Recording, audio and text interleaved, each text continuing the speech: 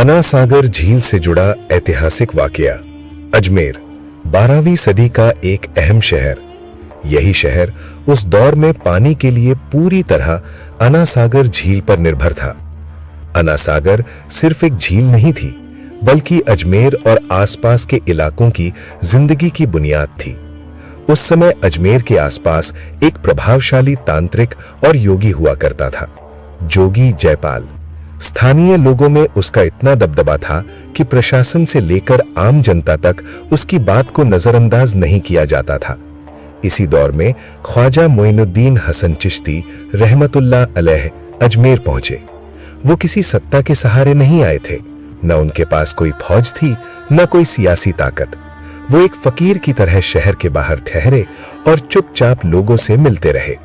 धीरे धीरे गरीब, मुसाफिर और जरूरतमंद लोग उनके पास बैठने लगे। यही बात कुछ प्रभावशाली लोगों को खटकने लगी। ये टकराव धर्म का नहीं था, ये असर और नियंत्रण का टकराव था।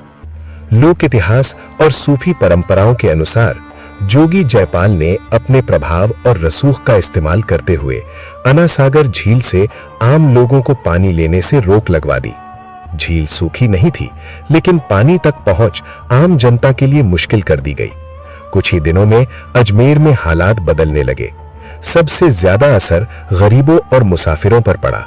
लोगों ने ख्वाजा साहब से शिकायत की। ख्वाजा गरीब नवाज रह ने न कोई विरोध किया, न कोई हंगामा।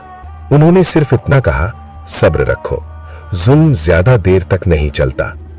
इतिहास बताता है कि आखिरकार ख्वाजा साहब और जोगी जयपाल के बीच कोई शारीरिक लड़ाई नहीं हुई, बल्कि आमना सामना और बातचीत हुई। उस मुलाकात में ख्वाजा साहब ने कहा, अगर पानी किसी एक इंसान की मिल्कियत है तो मैं पीछे हट जाऊंगा, लेकिन अगर यह खुदा की नेमत है तो इसे रोका नहीं जा सकता। कुछ समय बाद अना सागर से पानी पर लगी रोक हटा ली गई। पानी फिर से आम लोगों तक पहुंचने लगा। ये किसी जादुई युद्ध की कहानी नहीं है, ये असर के बदलने की कहानी है।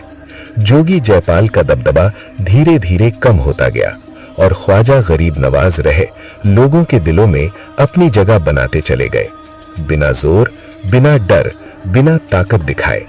आज भी अजमेर का इतिहास यही कहता है, जहां दबाव से असर बनाया जाता है वहां असर ज्यादा देर नहीं टिकता, और जहां सब्र, इंसानियत और सच्चाई होती है वहीं से इतिहास बनता है।